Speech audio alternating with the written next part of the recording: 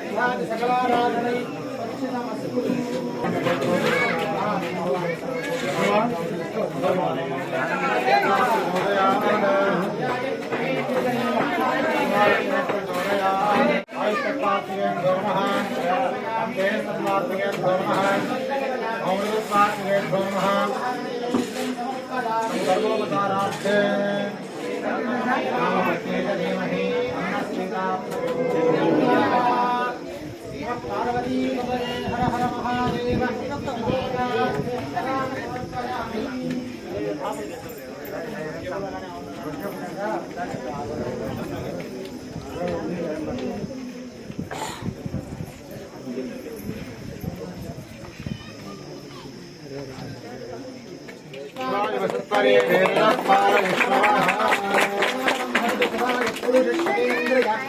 आयुष्येवेन्द्रिये प्रतिष्ठति रोचमानशोभनशोभमानः कल्याणः धनं धान्यं वशं बहुपुत्रलाभं शतकं वत्सरं दीर्घमायुः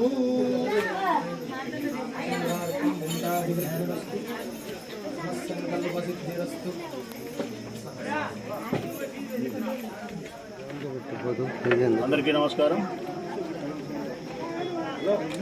ఈరోజు వెలవలి గ్రామంలో హరిజనవాడలో హరిజన సోదరీమణుల యొక్క అభిష్టం మేరకు లక్ష్మణ హనుమలతో కూడిన సమేతుడై ఉన్నటువంటి సీతారాముల దేవాలయాన్ని ఈరోజు విగ్రహ ప్రతిష్ట ప్రారంభించుకున్నాం. ఈరోజు సీతారాముల దేవాలయాన్ని ప్రారంభోత్సవ సందర్భంగా వెలవలి గ్రామస్తులందరికీ నా హృదయపూర్వక శుభాకాంక్షలు. ముఖ్యంగా హరిజనవాడలోని సోదరులకు సోదరీమణులకు నా హృదయపూర్వక శుభాకాంక్షలు.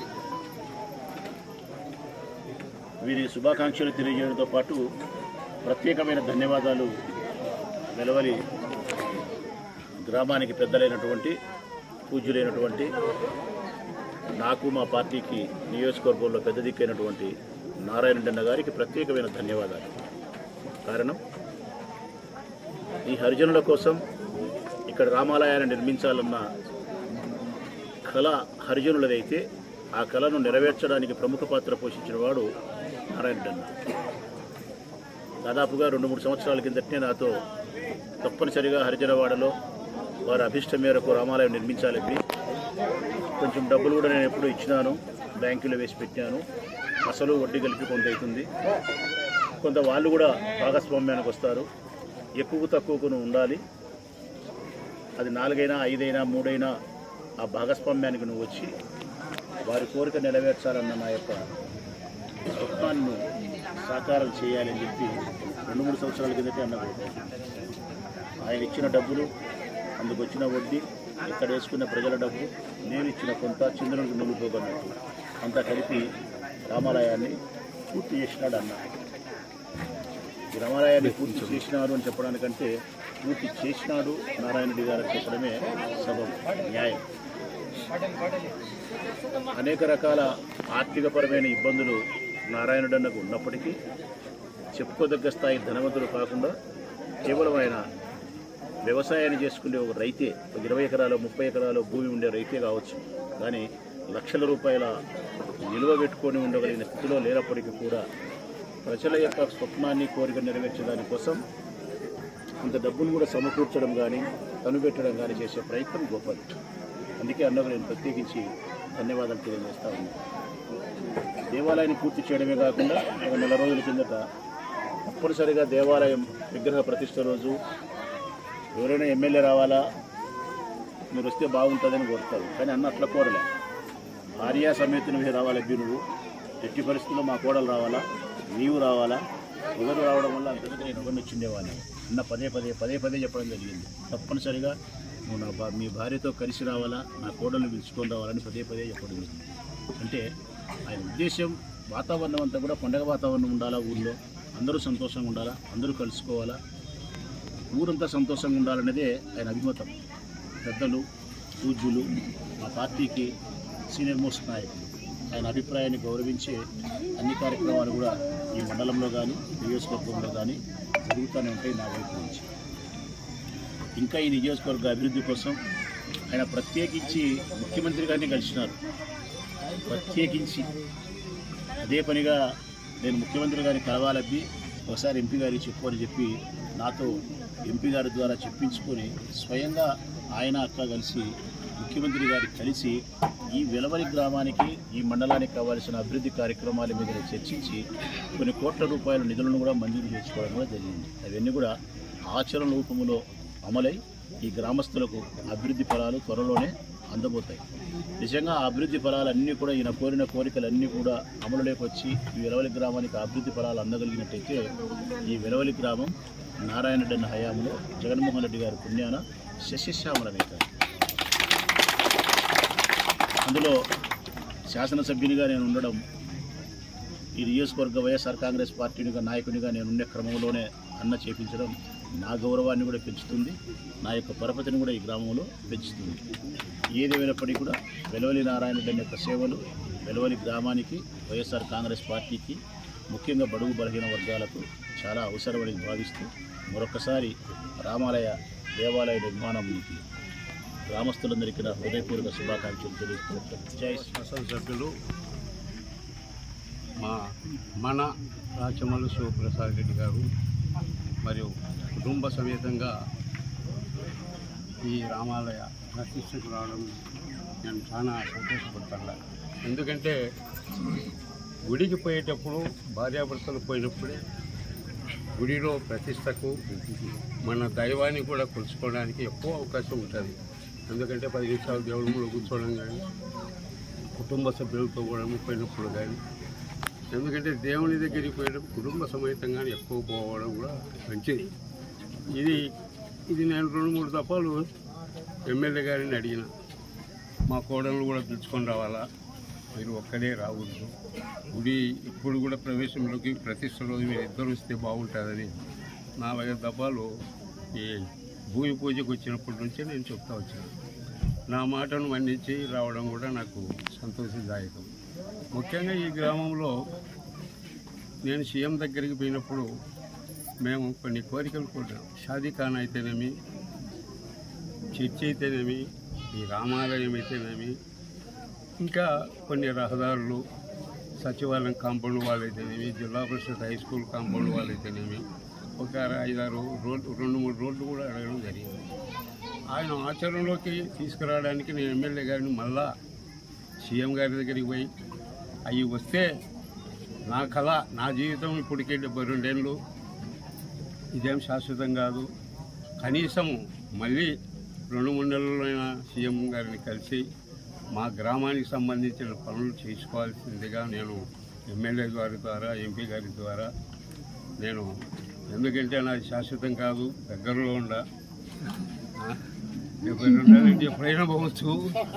నేను ఉండగానే నా గ్రామం సుభిక్షంగా ఉంది, నా గ్రామం డెవలప్మెంట్ కావాలని, ఎందుకంటే రాజకీయాలు ఎక్కువ రోజులు ఉన్నాను కాబట్టి కోరుతాను. ఎందుకంటే ఏదో 4 రోజులు అట్లా 4 రోజులు ఇట్లా పార్టీలో ఉన్నాను కాదు. ఎప్పుడు కూడా 50 ఏళ్ళ నుంచి నాకు ఓటు హక్కు వచ్చిన వాళ్ళ నుంచి కూడా రాజశేఖర రెడ్డినే ప్రేమించిన, ఇప్పుడు కూడా రాజశేఖర రెడ్డి గారిని మళ్ళీ ఇప్పుడు మా ఊర్లో కూడా ఒక గిరంగు పెట్టాలనుకున్నా. ఒక 10-15 రోజుల్లోనే సచివాలయం ఓపెనింగ్, రాజశేఖర రెడ్డి విగ్రహం పెట్టేదానికి భూమి పూజ కూడా మళ్ళీ 15 రోజుల్లోనే మొదలు పెడతాం. కానీ ఇంకొక నెల లోపల కానీ సీఎం గారిని కలిసి మరి మేము రిప్రజెంటేషన్ ఇచ్చినాము, ఆయన కూడా ఈ శాంక్షన్ చేయమని ఇచ్చినాడు. ఇది కరోనా రావడము, మళ్ళీ మిగతా కారణాలతో దూరం అయిపోయినాం.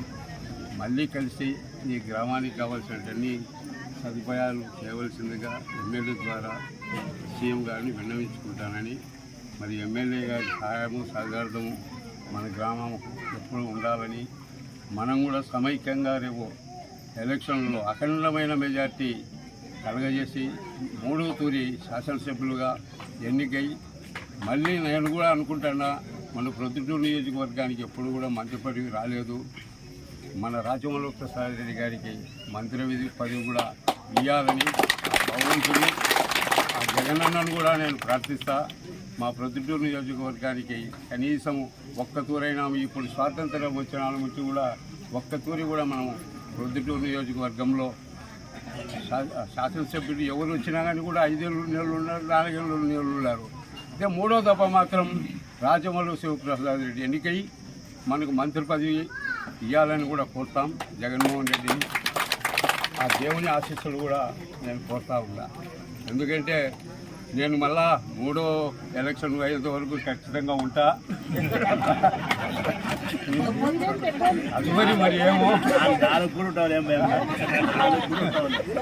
భగవంతుని మాత్రం 3వ ఎలక్షన్ జరిగేంత వరకు ఉండి రాచమల్లు శివప్రసాద్ రెడ్డి గారిని ముఖ్యమంత్రి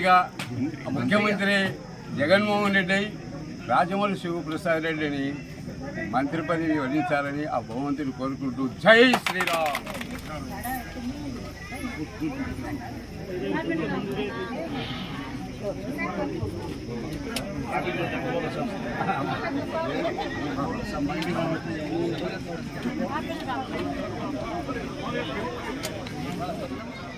ప్రొద్దుటూరు నియోజకవర్గం రాజుపాలెం మండలం ఎలవలి గ్రామంలో ఎస్సీ కాలనీ యందు దేవాలయ నిర్మాణం చేపట్టాం. దీనికి ఆర్థిక సహాయంగా 10 లక్షల రూపాయలు ఇవ్వడం జరుగుతుంది. ఈ 10 లక్షలతో ఈ యొక్క నిర్మాణాన్ని ఈ కాలనీ వాసులే వాళ్ళ స్వహస్తములతో ఒక సంస్థను ఏర్పాటు చేసుకొని దాని ద్వారా ఆ కమిటీ ద్వారా నిర్మాణం పూర్తి చేయడం జరిగింది. ఈరోజు ఇది శిలా ప్రతిష్ఠ ధ్వజ స్థాపన జరుగుతుంది.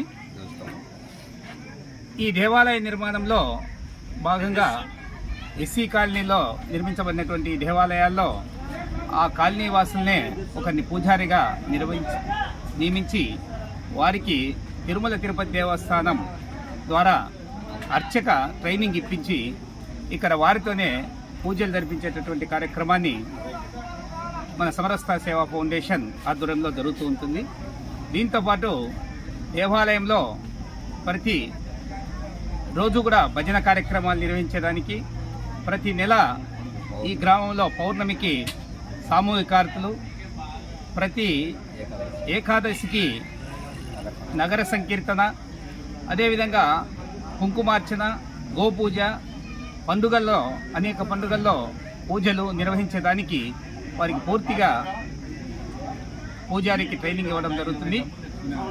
దీని ద్వారా మన సనాతన ధర్మం, మన ధర్మాన్ని, హిందూ ధర్మాన్ని ముందుకు తీసుకుపోవాలనేటటువంటి ఉద్దేశంతో తిరుమల తిరుపతి దేవస్థానం వారి సమరస్త సేవా ఫౌండేషన్ ఆధ్వర్యంలో ఈ దేవాలయ కేంద్రంగా బాల సంస్కార కేంద్రాన్ని కూడా ఒకటి ఏర్పాటు చేయడం జరుగుతుంది. ఈ బాల సంస్కార కేంద్రంలో ఆ కాలనీలో ఉన్నటువంటి పిల్లలందరికీ కూడా సాయంకాలం పూట సంస్కారాలతో పాటు చదువును నేర్పించడానికి ఒక మాతాజీని నియమించడం, వారి యొక్క జీతభత్యాలను సమరస్త సేవా ఫౌండేషన్ ద్వారా ఇవ్వడం జరుగుతుంది. ఇక్కడ ఉన్నటువంటి బాలల్లో సంస్కారాన్ని పెంపొందించడానికి ఈ కార్యక్రమాలు పనిచేస్తాయి. సమరస్త సేవా ఫౌండేషన్ ద్వారా గత 2018లో రాష్ట్రమంతా కూడా రాష్ట్ర స్థాయిలో 502 దేవాలయాలు నిర్మాణం చేయబడ్డాయి. ఇదే విధంగా తిరిగి మళ్ళీ తిరుమల తిరుపతి దేవస్థానం వారి యొక్క ఆర్థిక సహకారంతో, వాణి ట్రస్ట్ వారి సహకారంతో ఇప్పుడు 300 దేవాలయాలను మేము నిర్మిస్తున్నాం.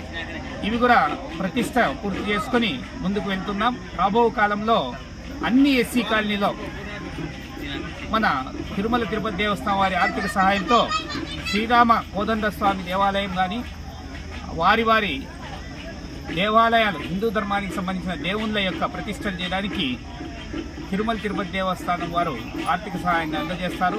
సమరస్త సేవా ఫౌండేషన్ దీన్ని ముందు కొనసాగిస్తుందని సవినయంగా తెలియజేసుకుంటున్నాను. సమరస్త సేవా ఫౌండేషన్ 2016లో తిరుమలలో 60 మంది సాధు సంతులతో సమావేశమై రాష్ట్రంలో ఉండే అణగారిన వర్గం, నిమ్న వర్గం అనేవాళ్ళు కాకుండా అందరూ సమానం, అందరూ సమరసతతో జీవించాలి, హిందూ ధర్మం అందరికీ సమానమైంది ఈ సమరసత సేవా ఫౌండేషన్. దీనికి ఇంకా సమాజంలో చైతన్యం తీసుకురావాల్సిన అవసరం ఎంతైనా ఉంది. మీ పేరు? వెంకటేశ్వర్లు, జిల్లా కన్వీనర్, సమరసత సేవా ఫౌండేషన్.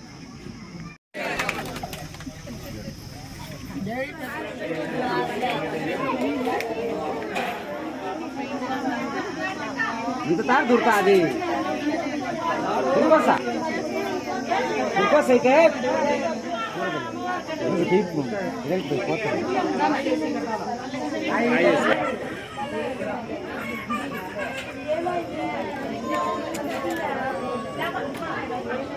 Thank you.